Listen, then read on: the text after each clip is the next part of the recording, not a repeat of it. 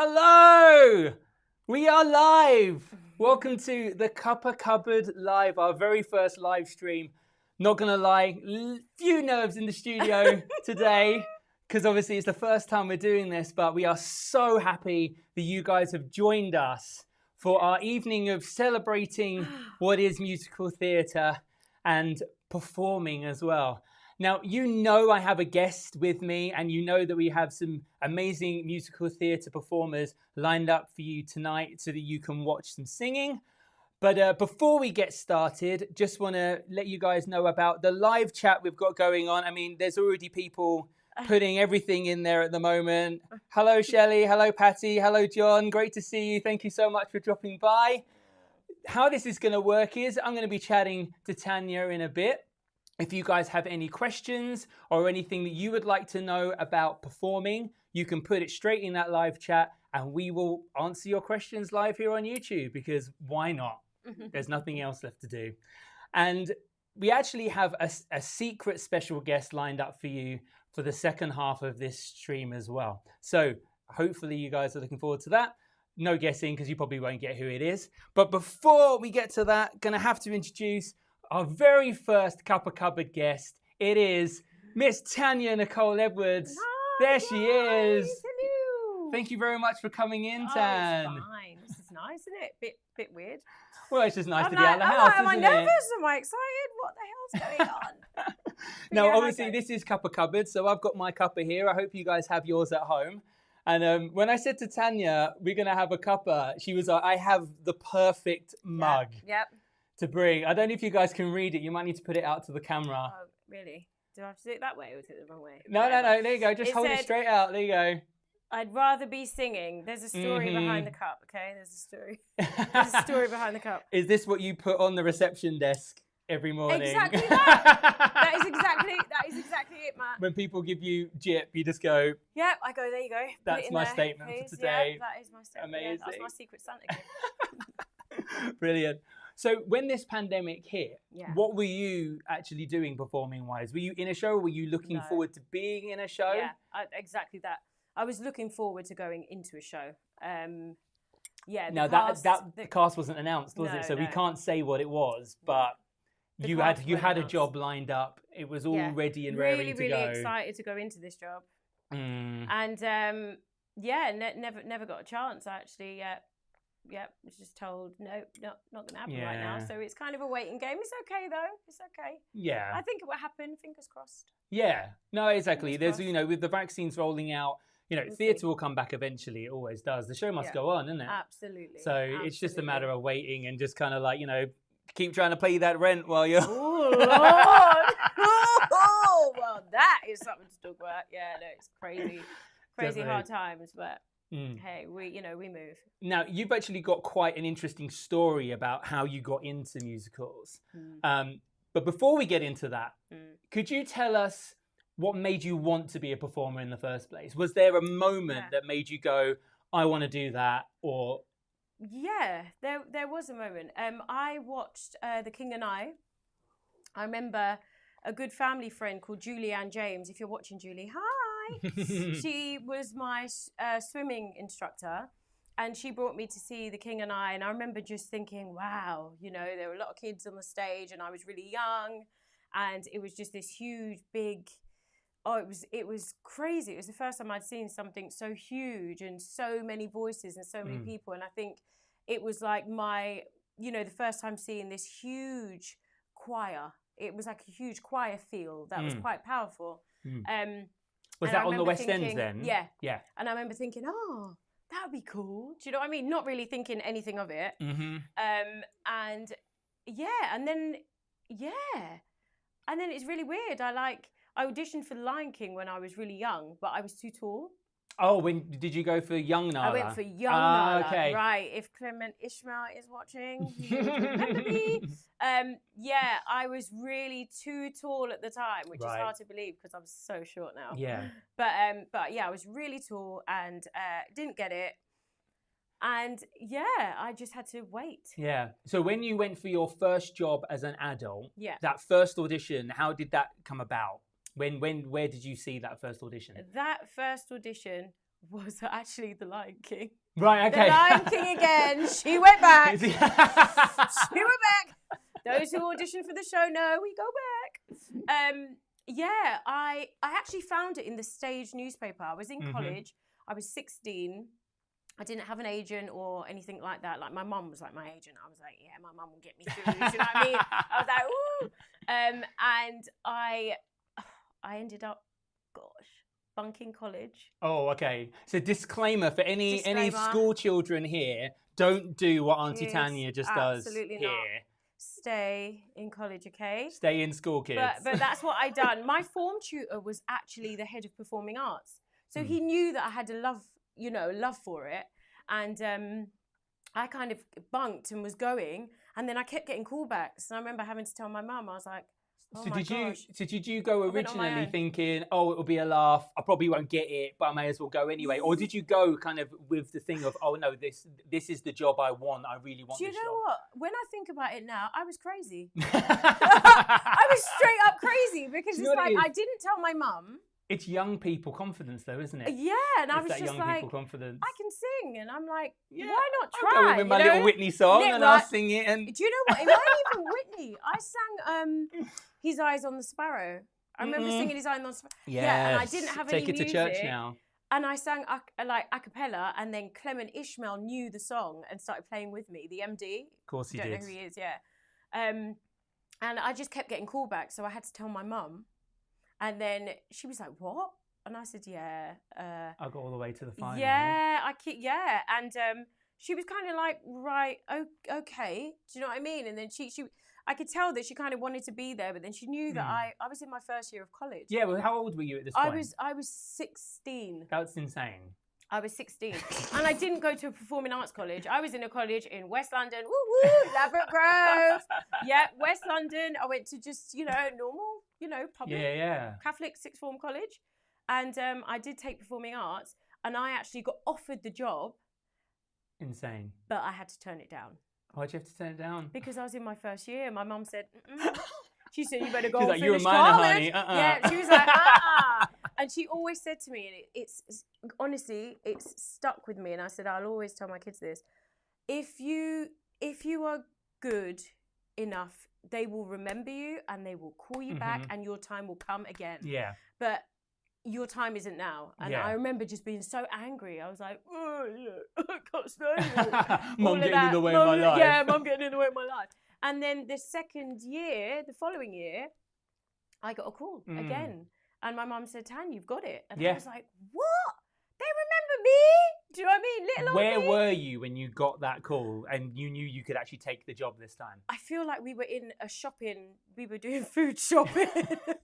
I think so we you were in like Asda or something? Asda or Sainsbury's or, one of those, And were you just like going crazy in the meat aisle? Yeah, I remember just going, what?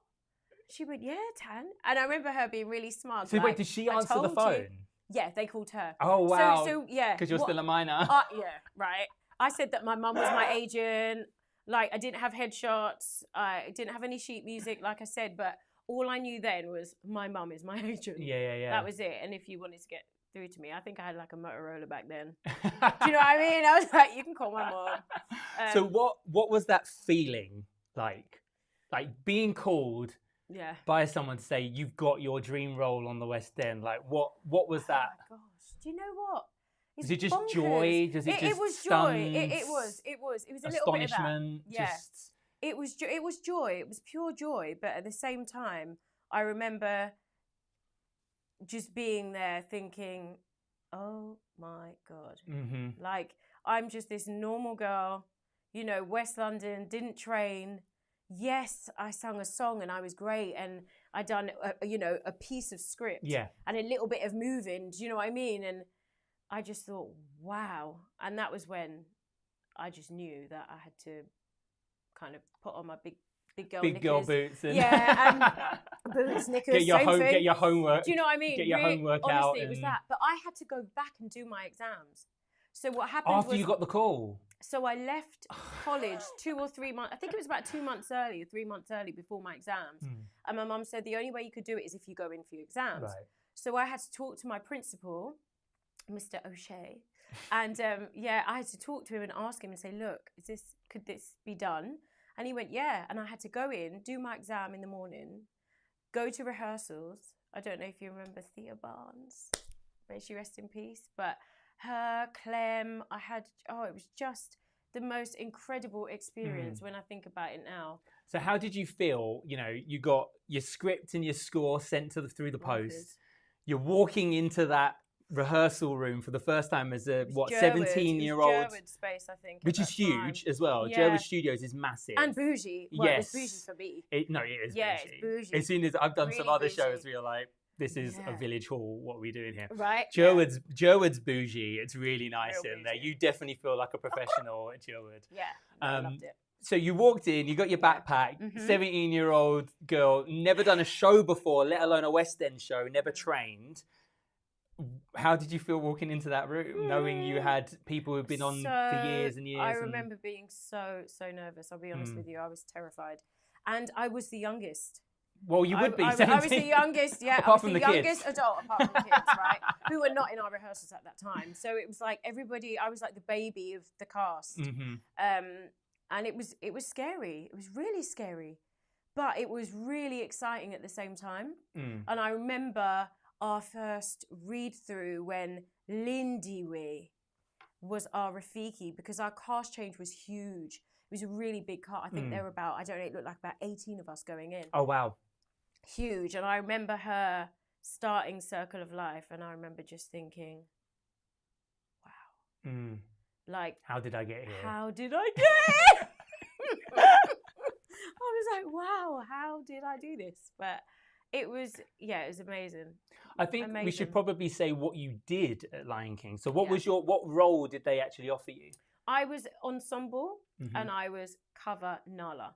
Was that so understudy? So but was that first, second? First, So you went into your first West End show as a first cover of probably one of the biggest at the time, one of the biggest black female roles on the West End. Yeah. Gosh, do you know what? When you say it now, it really is. I mean, it's incredible. I'm pretty blessed. Yeah. It just goes by so quickly that you don't really have time. And I think when you're young, you really don't understand the whole appreciating it and being grateful for what you're doing. And it was amazing, but scary as hell. So what did you feel, what are the challenges about Lion King? Because it's quite a physical show. Yeah. Lots of puppets, lots of crazy costumes, people on stilts, aerial stuff as well. I didn't see any of that. Do you know, like, because you watch the show first, you think, you know, you get offered it, and then they make you watch the show, and you kind of go, wow, this is amazing. And then it's not until you get these costumes and puppets where you're like, oh, it hits you. This is, we got to work. And it's like hyenas, you know, their legs and their arms. Yeah, I think I've got a picture of, here you go. We've got a little picture here. There you go. Oh, that was Grasslands. Of you in your grass skirt. Do you know what? They were so heavy. So heavy. And we had to geisha in them. And then we had a board that was like huge. It was huge. And you had to stay really straight and really geisha and be really, really smooth. And it was so difficult to do. Yeah. Because isn't it like, because what if, for those of you who haven't seen the show, in Grasslands, all of the cast have these grass, like big boards with fake grass. And then there's little puppets of Simba and Mufasa who run between the boards. So it looks like you're watching them gallop over the Serengeti. So you're basically playing landscape at that point. So then the ensemble are meant to be, you know, grass waving in the wind. So you have to be but you have to be very poised and very it's very like, you know, it's all kind of square shoulders and mate, choreo comes through. All the movement. Yeah. Anyway, so doing that in a really heavy dress, which goes all the way down to the floor as well, so you can trip on it. Yeah, some people got their feet stuck in all the stories, Lord. We'll get to that later. Yeah, let's not. But yeah, no, it's the puppetry was hard, and learning the, you know, what stage right and stage left and upstage and downstage and what all of that really meant, if I'm honest, because it really was just this new world. It's so awesome. When I think about it now, I'm like, I wish I can go back and be 16 again and do it again. Were there any times during that first job where there was say, a mistake or two, Oh, or a ground Lord. swallow me up moment, Yeah. or anything? Mhm. Would you care to No. share with the class? Yeah, Yeah, because someone here, there you go, Jennifer's just said, Oh no. what things have gone horribly wrong? Because that's what everyone's here, but everyone's here for the dirt. Oh, Jennifer. I had a few moments. God, I'm as blind as a bat. Blind as a bat. So I wear lenses, and I remember doing the fight scene with Simba, and I remember my lens fly out. I don't understand why, how, I couldn't tell you, but I remember looking at him and kind of having to wink because I was seeing double, and then I was seeing his mask, and I was really going for it, and he's just looking at me, and he just kept going like thinking that we're messing about on stage. And I'm looking at him like, if only I can't see. I can't see you. I cannot see you. Also, I remember doing Shadowland, and the first words are Shadowland, and it's just so nerve-wracking because my first scene, I had an entrance scene, finished that little scene, and I have to kind of come off stage and run round the back to then meet all the other females, to then go on stage, and it's so still and so exposing. Because you go on as a pride. I go on as a pride, exactly, and then I am on my own. And I was on my own, and I stood there, and I was supposed to sing Shadowland. So you have, just to set the scene, you have the pride go, halalela, and then the whole stage goes black. They move away. Nile kind of pushes them off, and then a spotlight. And Tanya, what do you do? Found it.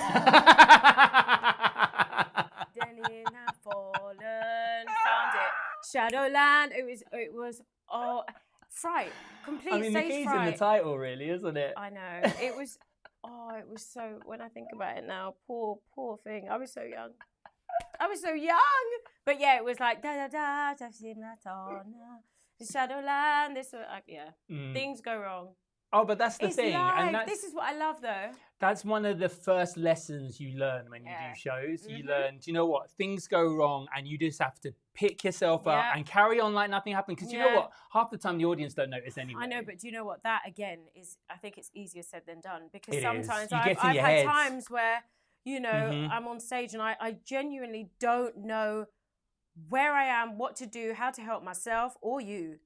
And I'm just looking at you. And there's that eggy, long pause. Yeah, which feels like it's forever. It's probably like 2 seconds. 2 seconds, but it feels like you're there for 30 seconds. Yeah. It feels like you've just aged and died on stage. Yeah, I've had a couple of those moments. So what would you say was the biggest lesson that you learned from Lion King? Because obviously that was a big learning curve, going from 0 to West End. Yeah. Like, you must have learned quite a few along the way. But what was the biggest lesson that you learned from that show? Wow, the biggest lesson, I think, is the biggest lesson for me was learn and be a sponge and just take.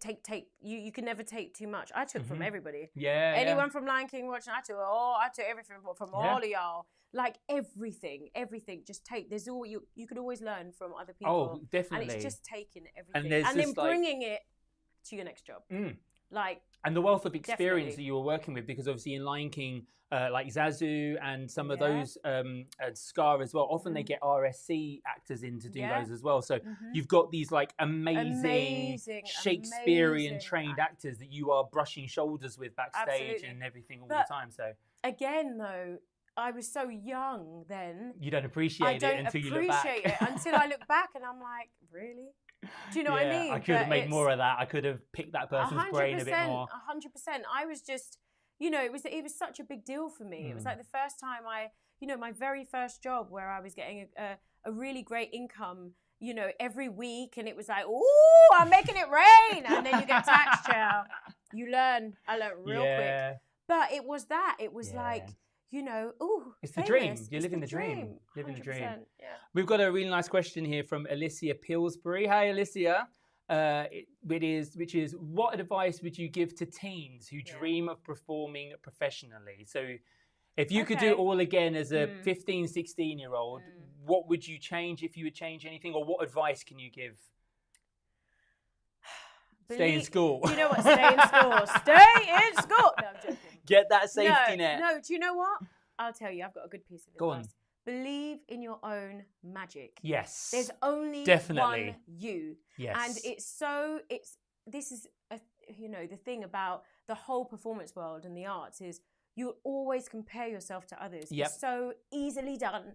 Easily done. It's like, I still do it, but I do it a lot less. But just believe in your own magic and just know that there's only one you and you can only do your best.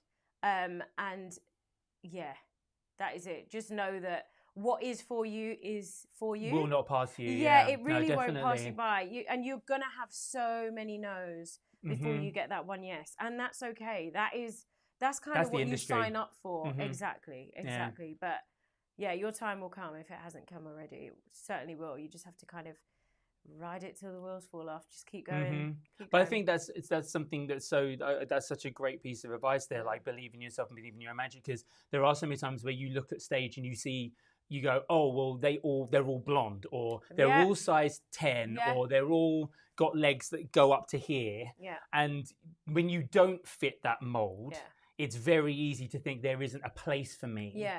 On that stage. And one thing I will say that theatre is doing a lot better now is getting more diverse. Yeah, definitely. Not just in terms of ethnicities, but also in terms of body shape, also in terms of skills. There's a lot more shows now where it's like, if you're a musician, that's a big thing. If you can rap, that's another thing. If you can break dance, it's another thing. So it's like finding your niche and finding what makes you unique and you special. And just hammering that unique selling point at that panel as much as you can. I mean, it's so easy to say. I mean, it just takes me back because I, believe it or not, yes, I was the youngest, and I didn't consider myself a dancer because I didn't feel like I had a dancer body. And you have to dance in Lion King. Even the movers have to dance. Yeah, like the movers have to dance. We're moving and shaking. We're doing very well. But it is that thing where, I was always this, very tiny but very top-heavy girl. And, it happens. Like, it happens with young girls. Like, you're not all supposed to be one shape and one size and whatever. And that was something that I wish that I had really just believed that, you know what, this is me, this is who I am, and this is why they've got me here. I think that's really important. Definitely. Really, really important. So I think that all of you guys want to now obviously see and hear Tanya perform. Oh, God. So we've got a little number here that we're going to play for you guys. Do you want to introduce this one, or shall I introduce it? You can introduce this one as I sip my tea. So this is a song that was made famous by a very huge pop singer. I'd say she was pop. She has church backgrounds, but she's pop. And they actually made a musical based on a film which used her soundtrack. So this is Dance With Somebody by the one and only Whitney Houston. So enjoy.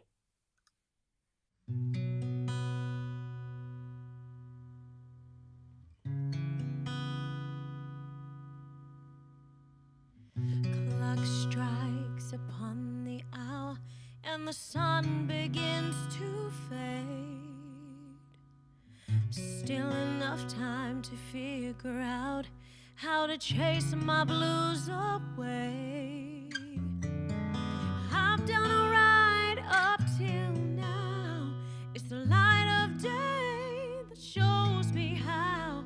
And when the night falls, my lonely heart calls. Oh, I wanna dance with somebody. I wanna feel the heat with somebody. Yeah, I wanna dance with somebody. With somebody who loves me. Oh, I wanna dance with somebody. I wanna feel the heat. Yeah. Oh, I wanna dance with somebody. With somebody who loves me. I fell in love and lost my senses, spinning through the town. Sooner or later the feeling ends, and I wind up feeling down. I need a man who'll take a chance on a love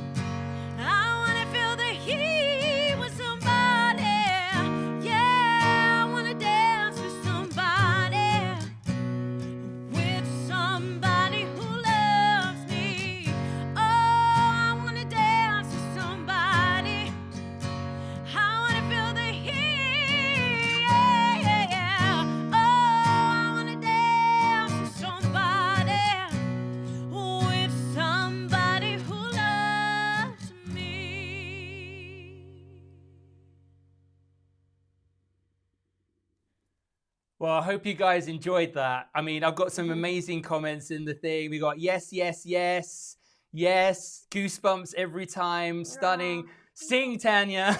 Yeah, who's that from? That was Paige, just my wife. Oh, Paige! Paige Cake!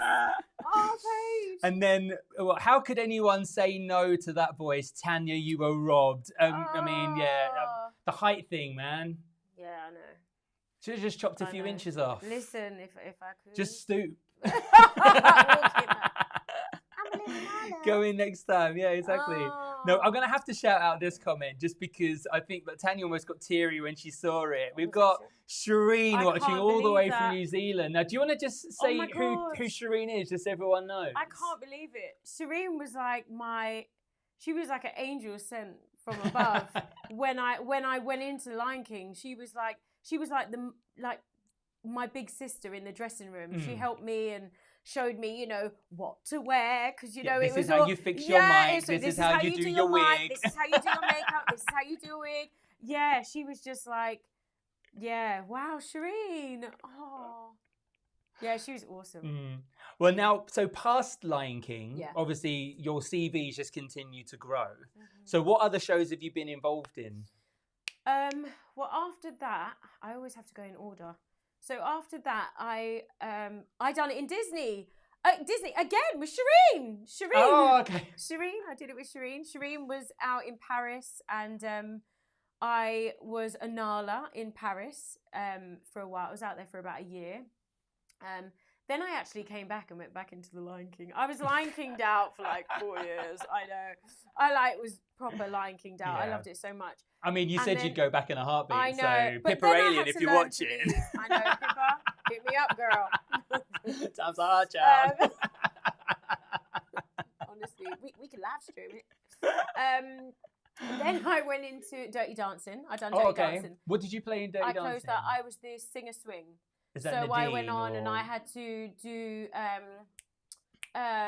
yes, we're gonna fall in love and it feels so. Yeah, I did Dirty Dancing as well. Yeah. That's why I know this show. So there you go. I was Billy. I carried a watermelon. I was gonna say you carried a watermelon. No, I'm not cool enough to be the cool guy. I wasn't a good enough dancer to be Johnny. That was why. Well, you should have seen me try and do Johnny's Women. Lord Jesus. Oh, that was the ballroom, the cha-cha. Yeah. Nice. Yeah, costumes were. Oh yeah, the dresses look great in that. Yeah, they were beautiful, like really beautiful, but they were really like busty for me. I'm surprised you didn't play Vivian with that. I know, all right. But yeah, that was great. I did that for a year, and then I done Hairspray. I done an Asia tour. We done Singapore and Malaysia. Was that as a what are they called? The Dynamites. Dynamites. The Dynamites. Yeah. And then I done the Book of Mormon. Oh, okay, that was on the West End, yeah. But it was such a laugh, but very. No, I think I've actually got some photos of some of the shows you've done. So let me just put this one up here. So we've got a photo here of you as Nala. There's you on the floor. I'm so young. Oh, that's Manu. And then if you can't spot Tanya in Book of Mormon, she's the one holding the basket in the purple next to the Mormon guy, looking at him like he's crazy.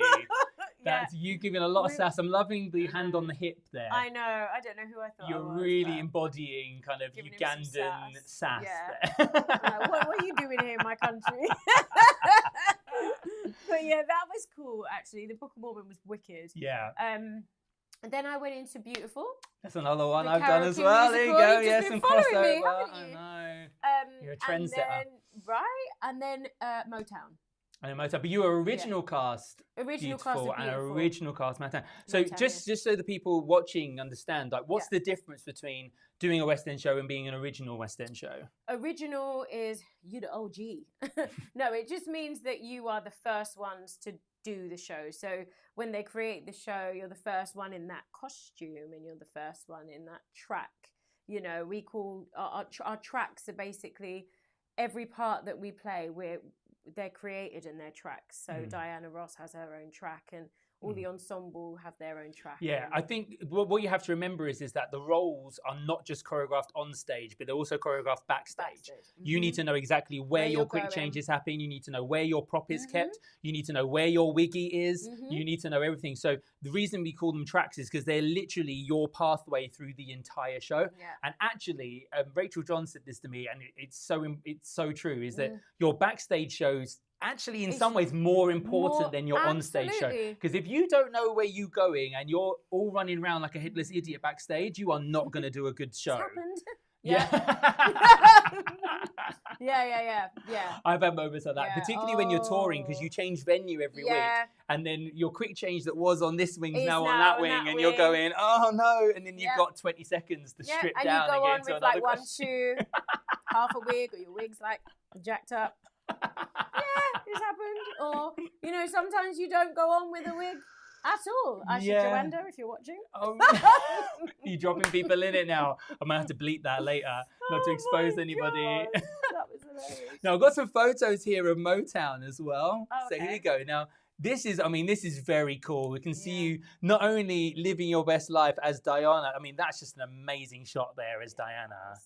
I was cover. So you were first cover Diana, weren't you? How was that, playing such a legend on stage? It's mad, like I said, and this was only in 2016, 2017. You just don't. It's mad. It's nuts. I think like there's so much going on when you do. I mean, I met Berry Gordy. I mean, I met. Well, that's what I was going to point that out next. You got Berry Gordy here. We're just chilling. And I mean, you guys getting down and funky in the lower photo there. Oh look. yeah, I was like, go Berry, go Berry. He's so cute. Look at him. He is grooving. So cute. I mean, also, can we just talk about how big your hair is in? I mean, that wig. I know that's. It looks like there's scaffolding holding yeah, that thing up there, Suzanne de Pass. Yeah. She was she founded the Jackson 5, Suzanne de Pass. Oh wow, okay. I did wonder who she was actually. Suzanne de Pass, and I was Florence Ballard, but I covered Diana Ross. Yeah, amazing. It was amazing. Her story was great. I liked her. I liked her character. I liked that. I felt like, you know, I had to have an interview with Berry Gordy. Can you imagine? I sat with Berry Gordy for like 45 minutes and had to basically ask, you know, what is this person like and how is that person like? Because you had to know the relationships and build the character of the person that you were playing. And it was just, I remember him saying to me that Diana was this, you know, wonderful, you know, showgirl in front of everybody, but backstage when it was just those two, like, she was from the projects. Like, she told him, she was like, like, I ain't doing what you're telling me to do. Do you know what I mean? And they had this really cool relationship. But that going back to being original cast is one of the things that makes the original cast so special because, you know, the next cast that came after wouldn't have gotten that one-on-one time with Berry. No. They wouldn't have met all of these other people who were on the Motown journey right from the beginning. So that's one of the amazing things about being original cast. You know, the original cast are beautiful. For instance, you probably got quite a lot of time with, you know, Carole King and the director and Cynthia Weil and Barry Mann and all these people whose stories you're telling. And you get much longer rehearsal period.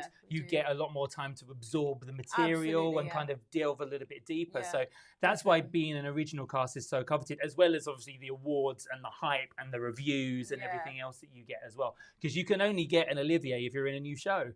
If you're in a show that's recurring, you can't get Best Actor or Best Actress or Best Musical. So, I mean, obviously, you must have been to a couple of Oliviers now, having done both Beautiful and Motown. I think it was the Book of Mormon. You got to go to that one as well? Because we did you perform on that one? Yeah, the Book of Mormon, Beautiful.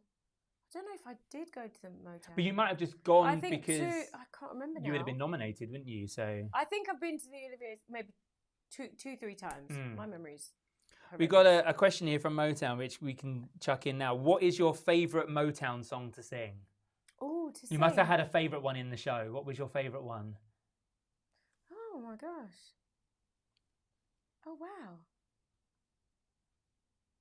That's really hard. Isn't it mad? That is mad. There's so many great songs.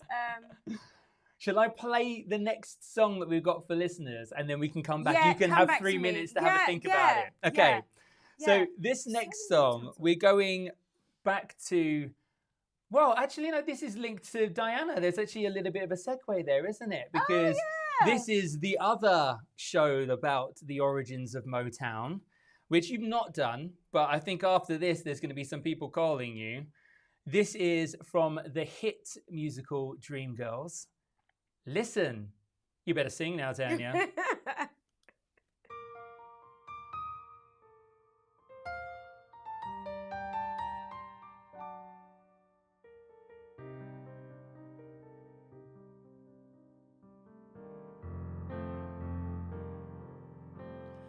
Listen to the song here in my heart, a melody I start but can't complete. Listen to the sound from deep within. It's only beginning to find release. Oh, the time has come for my dreams to be heard. They will not be pushed aside or turned into your own, all 'cause you won't listen. Listen, I am alone at the crossroad. I'm not at home in my own home, and I tried and tried, say what's on my mind, and you should have known. Oh, now I'm done believing you. You don't know what I'm feeling. I'm more than what you made of me. I followed the voice you gave to me, but now I gotta find. I don't know where I belong, but I'll be moving on. If you don't, if you won't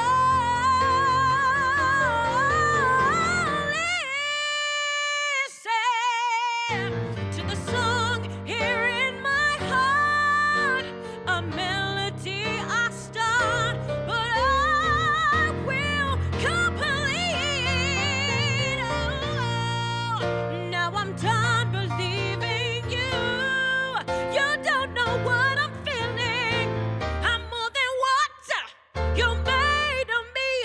Follow the voice that you gave to me, and now I gotta find my own, my own, my own,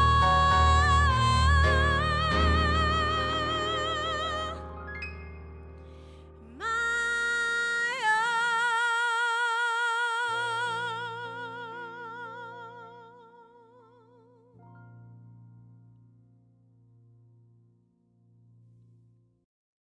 So I think I'm just going to have to do this. Hang on. Take a bow after that one, Tan. Come on, you're going to have to. Lord knows. Hey! I mean, I'm looking at the comment section, just laughing my head off. I just got fire, fire, fire. Yes, Sing. you. Just Ah. heart emojis, big bangs. I don't know what that Okay, is. Shirley. Bang, bang, bang. Go on, girl, from Simone. Oh, you better Delia, sing you your better throat, sing. girl. Delia. I'm done. Amazing. Oh. We got a Thanks, sheesh. guys. Sheesh. We got a woy. And we got a yes. Man-like. There you go. Oh, spotlight performance. Oh, That's Serene. There you go. Yeah. I mean, just hands applauses all around for that one. Oh, thanks. So she's had you. 3 minutes to think about it. Yes. And I think she literally I know. got it in the last note of Got it. the song. Yeah, so I here you know. go, Tanya. What is Okay. your favourite Motown song to sing? It actually was. It's a duet, and it's You're All I Need to Get By. And I sang it with the Berry Gordy character. It was like our love. It was our love scene. It's such a good song. Marvin yeah, Gaye, I man. loved What an it. absolute Yeah, legend. Marvin Gaye, Tammy Terrell, beautiful song. That was my favourite. And I loved everything about it. I loved what I was wearing. I loved how I felt. I loved what I was singing about. I love child. Yes, I loved it. Now, someone on the chat, I can't Yeah. find it, said, have you ever performed with Matt? With you? With me. And obviously that's where we actually met. We met on a job. We were doing a cruise together. a world cruise. It was very it was bougie, great. 6-star cruise. Yeah, 6-star. So where did we got on in Barcelona, and then we got off in Hong Kong. Well, I got off in Hong Kong. He got off and left me. Let's set the bed up. Yeah, but let's move on. But, we've got a special guest joining us today, all the way from the States. He's a Broadway regular, and the reason I'm bringing him in now as well is because he was on this cruise as well, isn't he? So they're going, you've worked with him before. Yeah. It is, of course, Nicholas Ward. Nicholas, all right, there he is. Yes!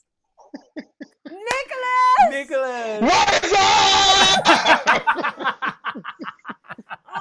Oh, you guys, I was just sitting here. You know, we worked together back in 1942, and it's just so crazy. It's so crazy to look at you guys like have grown up. Like you guys were like young little spring chickens, and now look at you have, you know. So you guys actually worked together in Paris, didn't you? Young. He was my scar. Yeah, I was her scar at Euro Disney. We did The Lion King in Paris, and it's crazy to think back at that time because we were like, I was just so happy to be like having the experience of living in Paris. And I got a bougie apartment in the center of Paris. You did. And we used to just run the streets, honey, and get see all of what Paris had and do these 30-minute shows, which 2 of them a day were in French. And I don't speak French. And many times I forgot my lines on stage, and I would just laugh as Scar because I didn't have any ad libs in French. So that happened. We just like, what? Oh, it was brilliant. It was absolutely brilliant. But he was like, Nicholas was like my big bro. Like I was so young, and I was like, that was the first time I was away. Like I was away from home, and yeah, you were like, he just made me laugh all the time. It was wicked.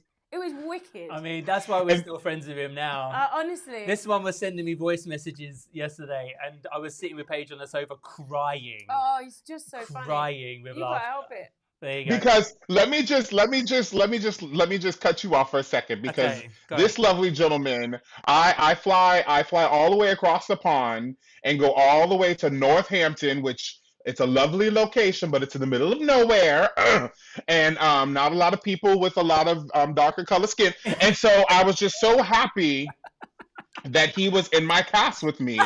And cut to, I was like, oh my God, this could be my brother. We gonna ride around the world together and see all. Cut to, he left me for the other cast while we were in rehearsals. No, he left me. Yeah, I mean, this doesn't make it better, and I'm really sorry, Nick, but I wouldn't have met Tanya, and also I met my wife on. You would have though, because we were in. So... Okay, all right.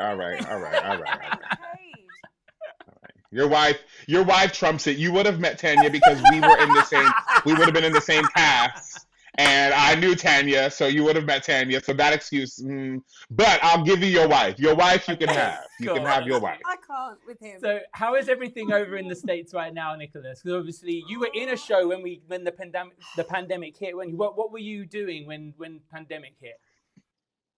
Yeah, you guys were talking about Lion King. I was in the original company of Frozen, and I left Frozen to join the Lion King on Broadway. What'd you say? I said like name drop. Just the original cast. No. I was the original cast. Well, facts are facts. I can't deny my history, honey. But yeah. So I joined the Lion King, and then I joined the Lion King in November. And I had only gone on, I was understudying Mufasa, and there are 2 other covers in the building that had been in there for years. So every time I went on, I would go on like once every like month, but just like once or twice. Yeah. And one of the things you guys were talking about before about Lion King, which makes Lion King so difficult, is normally as an actor, you can go home and rehearse your lines, rehearse your music, rehearse your choreography, but in Lion King you can't rehearse the grass on your head. You can't rehearse you can't rehearse like as Mufasa, you're wearing a harness because you climb up the wall at the end of Act 1. Yeah. Spoiler alert, Mufasa dies. That's a spoiler alert. I'm sorry, he dies. If you don't know by now, it's too late.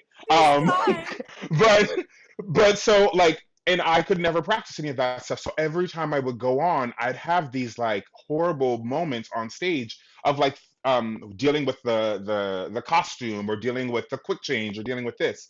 And so finally, the week that the pandemic really hit, I was actually on that week. They gave me a full Of week of course it Mufasa. I was of going to be on that course. whole week.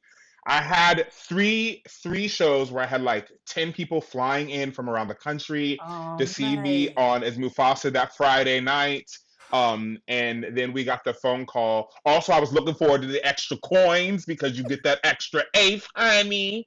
And so, all of that to say, I obviously, we got the phone call on Thursday, that everything shut down, and it's been interesting. I mean, it's interesting now talking about this. We're almost a year into this, Mm. and we're all still learning and growing and trying to figure out, as we're sitting here, what to do with ourselves as artists. We all are going through different trials and tribulations of learning who we are, and Yeah. and our country obviously is going through its trials and tribulations, as are yours. So that on top of it's just like layers. But Mm. I'm trying to laugh and smile through it, and find joy in the hard times, and reconnecting with people I love that I would maybe not get There we to go. with our crazy schedules. Yes, it's so true. So yeah. Oh, Nicholas, So, it's so good to see you. so which Broadway shows have you done? Because obviously you haven't just done Lion King and Frozen. There's been a couple of others as well. So do you want to give us a quick little rundown of your CV? Sure. My CV. Of your CV. Of All my right. resume. All right. All right, you're right, you're right. I know. Oh my Please, in the gosh. message boards, don't come for me. Don't come for me. Don't come for me with my British accent. So my Broadway debut was actually on The Town, which was probably the coolest Broadway debut you could have, because I started the show by myself Oh, on amazing. stage, which was the most terrifying thing I've ever done. The orchestra hits a starting note, And that's and it. then I turn around, and the biggest theater on Broadway, which is the Lyric Theater, which is Harry Potter is in there now. I turned around and I'm like, oh, I feel like I'm not out of bed yet. But the first night we Miss did that it, voice. I I miss couldn't. that I had voice like so much. I had like 40 people in the audience, my Broadway debut. And also a funny thing, when you join a show that's already established, you never get to rehearse with the orchestra. No. Yeah, no. You only get your put in, and the put in is the day of your first show is just with piano and the cast, which is also awkward because you're in costume and makeup and microphone, and everybody else is pissed off because they don't want to be there for that rehearsal. Go Can ahead. I just say that is actually a difference between Broadway and West End? Yeah, I was just going to If say you that. join a Oh. cast, If you because on Broadway you guys have contracts where you can give notice and leave with a month's notice. Yeah. You can't do that here. You have to stay for the whole year, Ah. and And then you everybody get an leaves at the same appraisal, time, and everyone everyone goes. gets rehearsed in at the same time. Yeah. So that is one of the benefits Ah. of being locked into a contract. Although the flexibility does sound nice as well. Right? I've always Being able said to go, that. yeah, got another job. Yeah, Bye. I've always said that. I do like that. I do like that. I Yeah, mean, no, that's a quirk. it can be That's a quirk blessing of and a Broadway. curse. Gotcha. So I had like, I'll never forget though, I never rehearsed with the orchestra, and I turned around, I walk up the stairs to sing this big opening number, and the orchestra hit the note. I couldn't hear the Oh, pitch center of the note. we were just talking. So it was like boom, and I remember like looking down at the orchestra, and they're all looking up at me like, who is this large black man they got to sing this song? And I'm looking down at them like, if you could give me the note again, I can't hear the note. But of course, This we guy- as musicians underestimate the muscle memory we have in our Yes. bodies. Yeah, Like I must have sang that 1.3 million times, so it was in my body. But I remember literally having a full-blown panic attack. So I did On the Town, and then I did Broadway's first a cappella musical, In Transit. Don't worry if you haven't heard of it. Nobody saw it except I him. did. I And saw it. it was honestly one of the coolest experiences I'll ever liked it. I have. mean, this was actually Something the you guys main were talking show about. I I wanted liked to it. talk to you about, because it just sounds like a logistical nightmare. But I noticed in the promo It stuff that was. you guys were wearing in-ears. So what was playing in Yeah. the Yes. in-ears? Like, was that to help you stay in pitch and time? And I mean, everything was playing in our ears. Like Oh, okay. we had basically, literally, and I'm probably giving away some Broadway secrets now, but I'll give y'all the full tea, cup of tea. Let's drink it, family. Let's drink it. Yes, cheers, my family. Yes, that's gone.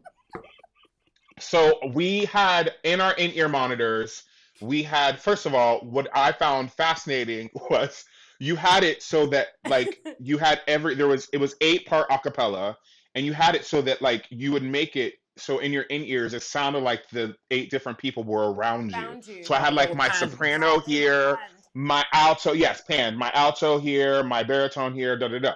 And as the bass of the show, I sang every intro and every outro, every set move. And while we were changing costumes backstage, we would be singing. And I remember one time I had a horrible cold and I kept coughing. And I remember there's one song where literally I was like, doom, doom, doom, doom, doom, doom, doom, doom, doom, doom, doom, doom, doom, doom. Like I was coughing on beat, no, not even cover, I was trying to add that as vocal percussion to like mute my cough with the sound. You gotta fake it till you make it. But you know, fake it till you make it. But also a hard thing was, you know, while you're singing, you would hear bum bum bum bum, like the chord in your ear, and then you hear click. And Rick Hitforez, who is one of my dear friends now, he's my MD. You would hear the click. Now, naturally, if I'm talking to you or acting in a scene, I would be talking to you. But when the music would go in my ear, you would want to listen, look away to listen. But you had to continue to talk and hear your note to then come in on the beat. So it was seamless. Nah. It would drive you crazy. And then on top of it, sometimes our musical director, Rick, sometimes Rick would forget to turn his microphone off when somebody would come in the room. So you'd be on stage and he'd be like, yeah, so I think I'm going to get a Subway sandwich tonight while you're on stage trying to sing and talk. But to this day, you know, what doesn't kill you makes you stronger. I think because of that show, I'm a better musician. And the group of people, you guys know this, the bond that we created, because normally in a show, like I'm a bass in most shows, I sing oohs and ahs in the black rounds, I call them. In the black rounds, I do oohs and ahs. But in that show, every single person comes up front and then they have to sing in the back. So like everybody, like the support you have, there's no time for divas, because you'd be like, first of all, you better sound good for your song, my song, because I'm gonna sound good for your song. And I feel like that was such a beautiful thing, because you don't get that a lot of times in Broadway shows. Principals don't have to come into understudy rehearsals.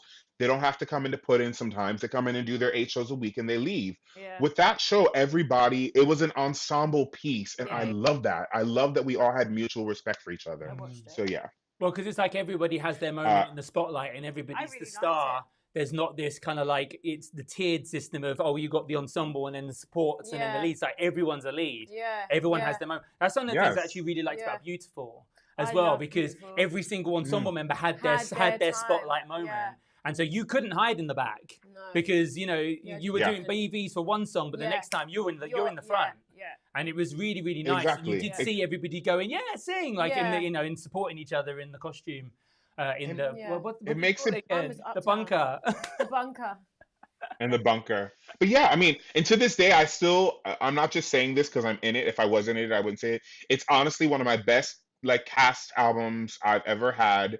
I put it on to this day to clean the house, or like, you know, sometimes when I'm like, especially during COVID, where I'm like, oh Lord, what is my life? What have I done? I put on that soundtrack and I remind myself, okay, you were a part of something really cool and something special, you know? So it's nice to have those reminders during these times, because I think we can all, it's been long enough now that you can forget almost like what it's going to be like when we get on the stages again. I? For real. No, I've actually got some questions from the chat for you. So we've got one here which is my brother, the husband. There we go. Who did he play in Frozen? Please say I played King Agnar, Elsa and Anna's father, which was hilarious because what's fierce about Disney is inclusion. Like they made Frozen, you know, it was literally taste the rainbow. Like you looked up on that stage and you saw black, white, Asian. My wife Anne, who was as a Broadway legend. She played the queen and I played the king, but we had we had two white children. They never hired a little black child. So I always thought it was funny that this Asian woman, only in Arendelle does an Asian woman and a black man create two white children. I was like, that magic is strong, y'all. It's real strong. And then I would be like, where in this community? I guess like where I get my hair done, because I had these beautiful dread corn rolls. I was like, where did I go? I must have gone way down past like a different part of Arendelle to get my hair done, child. Or maybe I was the king, I would have it done. But anyway, that's why I played. I played the king. I can't do anymore. I'm going to be He's told killing off me. of like picking all my family things out, but this is my cousin. You're invited to Christmas, Oh, Nicholas. Yes! Saying you need to Yes! Matt Gonsalves Christmas. So there you go. Details afterwards. Oh my god. Now, what I'm seeing a lot of comments in this live chat as well is we need to hear Nicholas sing something. Come on, Nicholas. Now, we actually have a little surprise for Tanya as What the well, hell? because she doesn't know that we did this, does she, Nicholas? So do you want to introduce No. the song? Wait, It's not for wait. you, but Sure. you didn't know about it. So this is a surprise number. Do you want to introduce it? What's this? Absolutely. I just want to say, one thing, like I said before, one thing that's really beautiful about these times is we can reconnect with people that, we shared really magical moments with in our lives and our careers. And the fact that I'm sitting here, we're having a full-blown snowstorm in New York today. And I'm sitting here in my little apartment and I'm looking at this little screen at your two beautiful faces. It just warms my heart. And so thank you because, they posted they were doing this and I was like, can I come too? That was exactly what I read the message in that way. Literally. I was like, put him on the poster, please. Lord. So I just want to say thank you for letting me be a part of today. This is literally filling my heart. My birthday is a week from tomorrow, and so this is kind of my birthday present to myself to be here. So Matt and I, we got to sing. I've never been in Hamilton. I will probably never be in Hamilton. So this is probably the closest that we have to being in Hamilton. So here is a little Dear Theodosia by me and Matthew. What?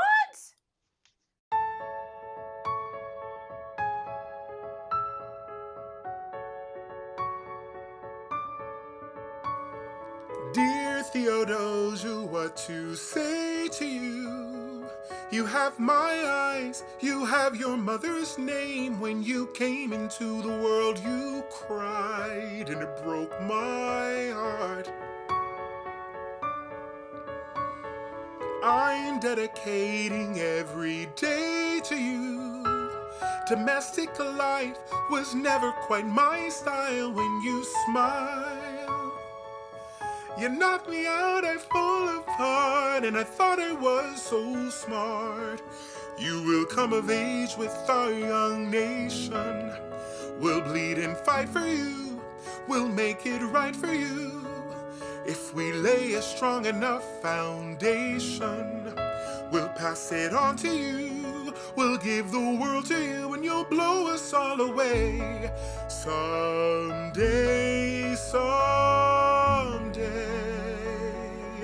yeah, you'll blow us all away. Someday.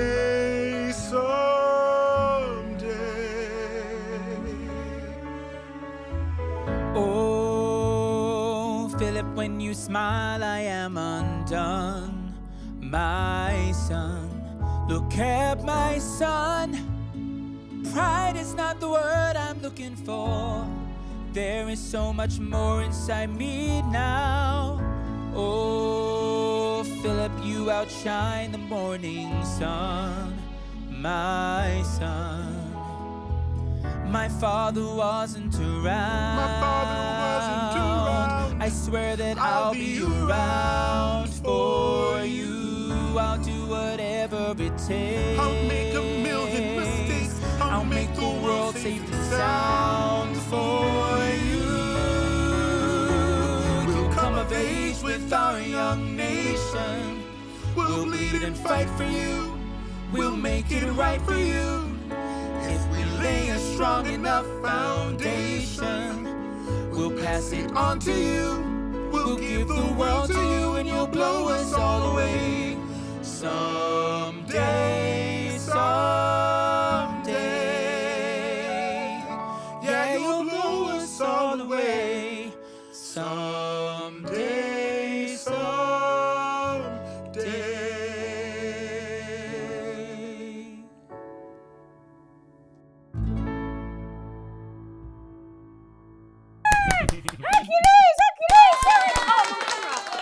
Yeah, you're back on camera. Sorry, probably should have told you that. Oh, that was so sweet. I think the three of us should do this every single day. I think we can do a cooking segment. We can do I can redecorate my apartment. I have so much time. I'm available.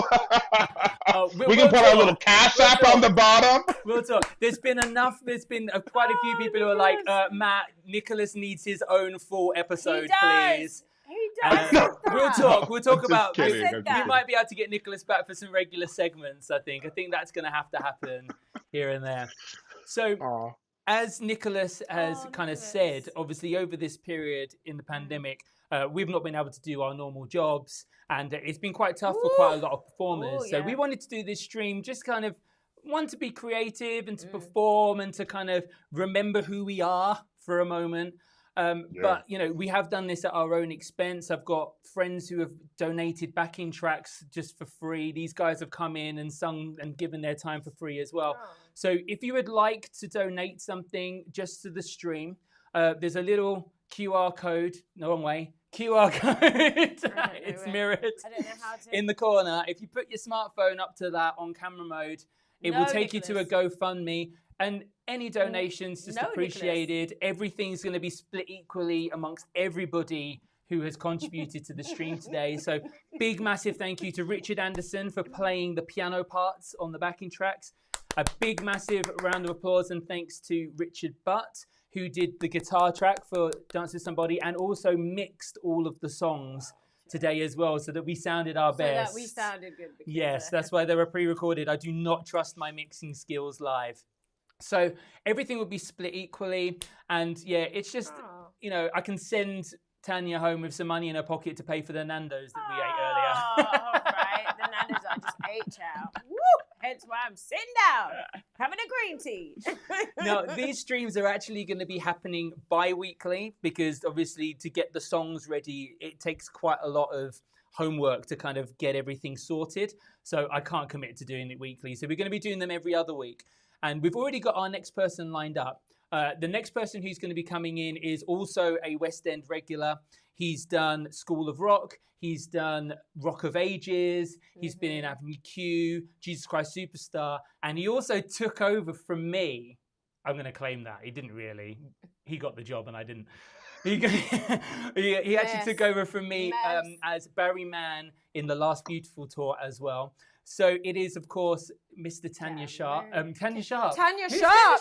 Cameron Sharp. That was a very good slip. I'm looking at Tanya and I'm getting the names wrong. Sorry. Cameron Sharp. He's going to be in the studio with us next week on the 15th. Same time, same place. You guys will find us on this channel. So if you don't think you're going to remember, hit the subscribe button and YouTube notifies you when we go live. So then you don't have to remember and you'll never miss a show. So there you go.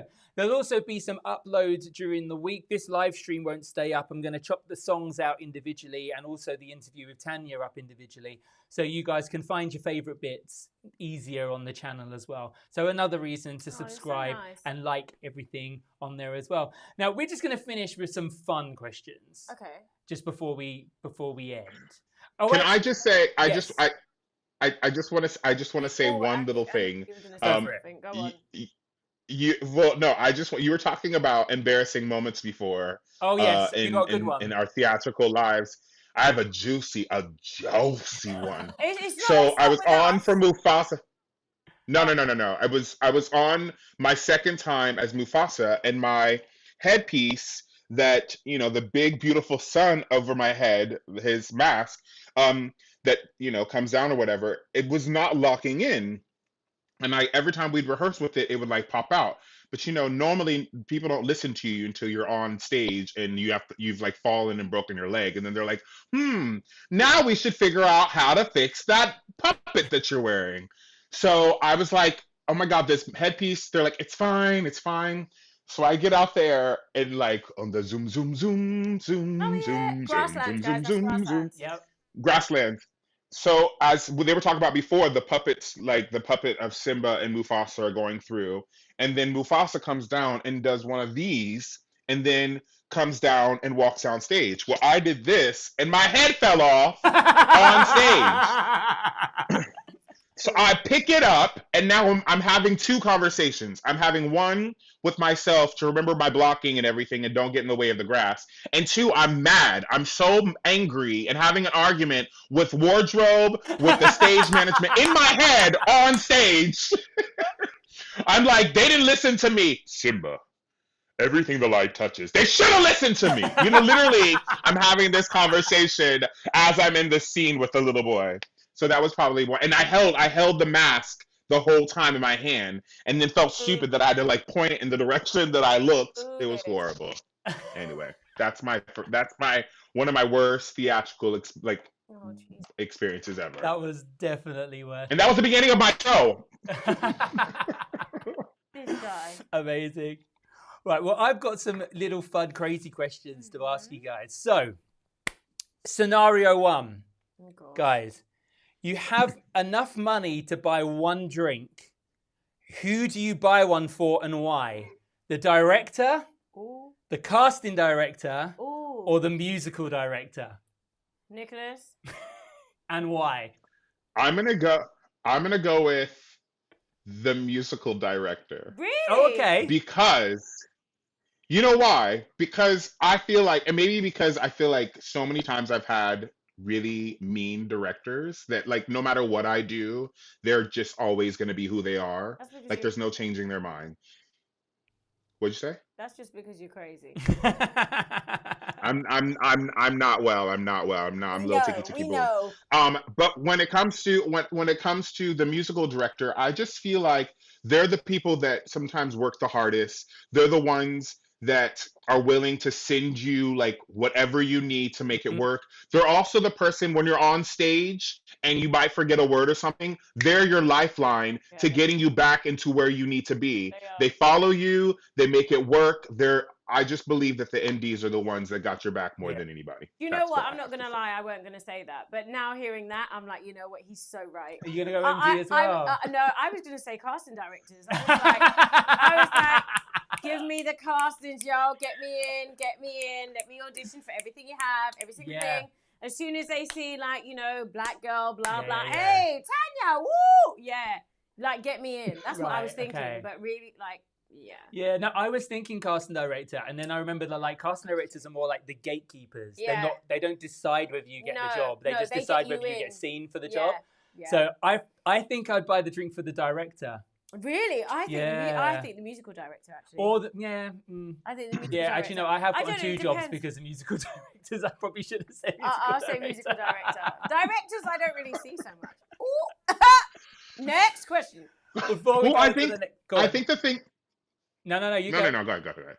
I was just going to say, before we go on to the next question, we've had like 20 different things saying, can we get more Mufasa voice, please? And you've got a couple of lines, because everyone's going, oh my goodness, that Mufasa voice is insane.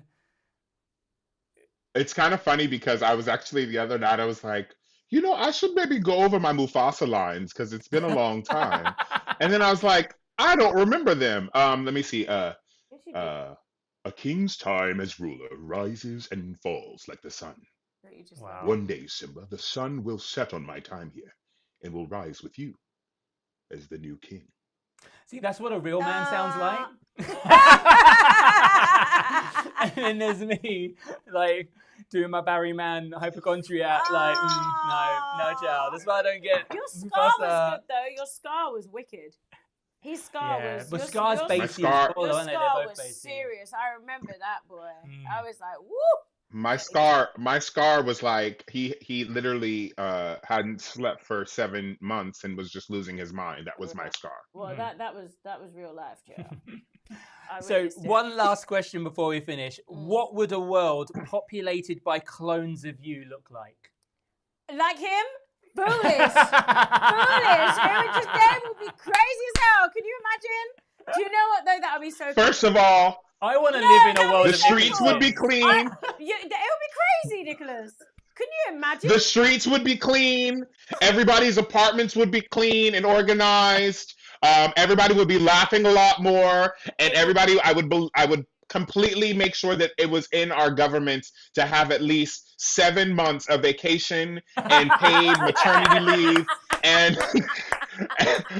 and we work like they work in Italy, where they have a siesta for like 9 hours a day. Nice. Yeah. I'm liking this world. This I is the like perfect it. world. I Yeah. like What? it. Anything for you? Let's just live in Nicholas's This is world. the good. Yeah. Yeah, Answer, I'm question like, answered. I'll just be really nice to everybody. Everybody would be lovely to everybody, and I'll get all the jobs that I ever want to get. You already have them all. Yeah, Look at your CV. Didn't even train. First audition, got the job. Like, just get out. Yeah, you're not the one. You're not the one to say I'll get all the jobs, because I'm sure there are a lot of people watching. They were like, I was up against you for 42 of them, and you got all of them.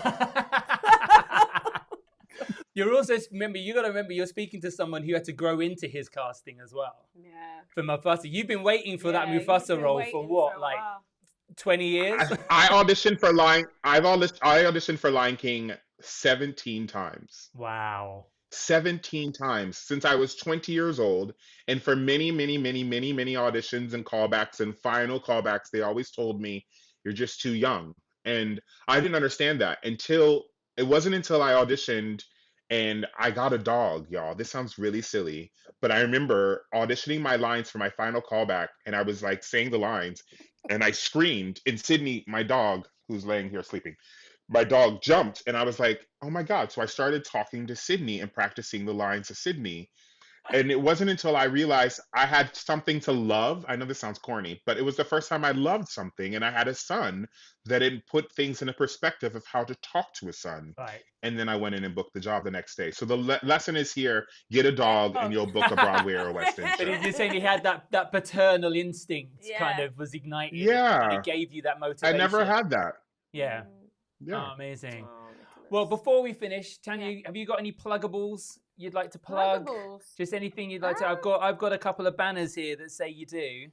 So you got this one here. So what's Oh, this? my Do you want to heart. tell us about this? Yes, so I now run a performing arts workshopy well-being sessiony thing with a friend of mine actually called Joshua Liebird, where we kind of bring on young people and teach them To get roles at 17. everything that I basically and like audition prep and just doing some script work and music and movement and And then like this how one's it a does. little bit of a curveball.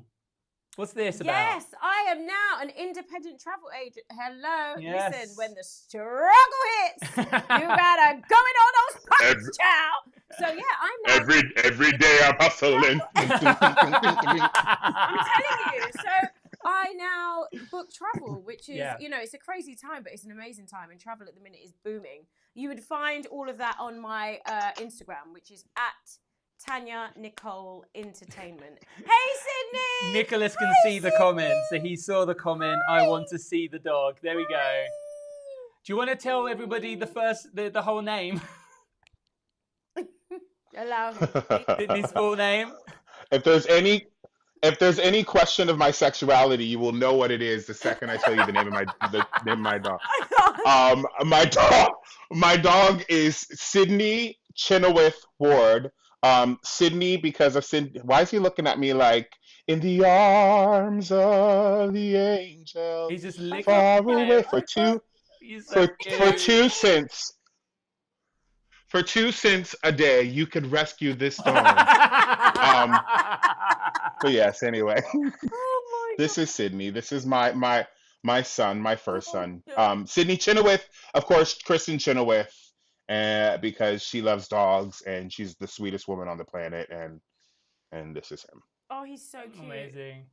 So, I mean, the jet set thing just kind of highlights, when Sorry. you aren't in a job, you have to have other things keeping you going because it's like, you know, theatre is one of these feast and famine industries where it's like that. You're on the West End and life's good and the money's coming in and then that contract ends and then it's like you got to hustle and keep yourself afloat. I must say the good thing with me and my contracts are that unless a show was like done, like Dirty Dancing, like I chose to go chair. Yeah, you get bored quite quickly, don't you? Yeah, it was never like, do you know what I mean? But it's because I loved the shows. Like Lion King, I was in it for so long. I could have been in Lion King forever, which was a very scary place to be. And I knew that I had to spread my wings and I had to go and I had to fly. So yeah, I can't with you. I cannot with you.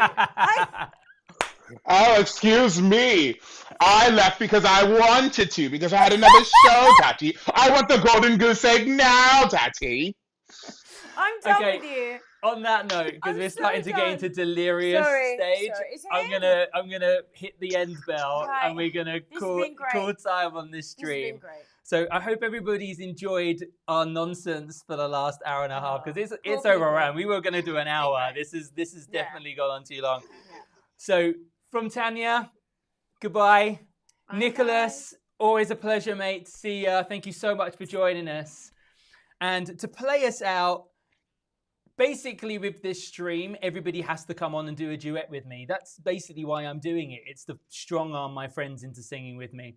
So this is one of our other favorite Tammy Terrell and Marvin Gaye Motown songs. This is Ain't No Mountain High Enough. See you next time. Bye.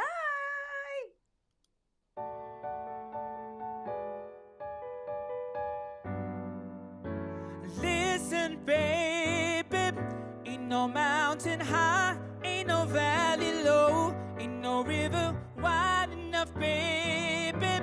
If you need me, call me, no matter where you are, no matter how far. Don't worry, baby, just call my name, I'll be there in a hurry. You don't have to worry, 'cause baby, there ain't no mountain high enough, ain't no valley low enough, ain't no river wide enough to keep me from getting to you, babe. Now remember the day I set you free.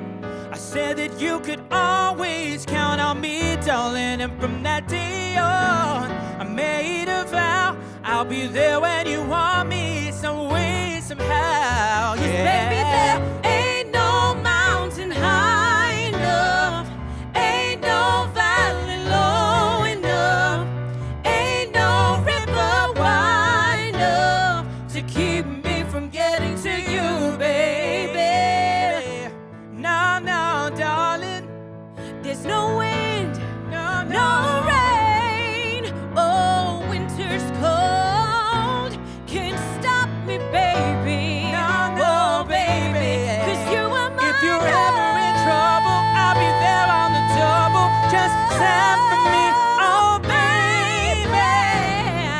My love is alive deep down in my heart, although we are miles apart. If you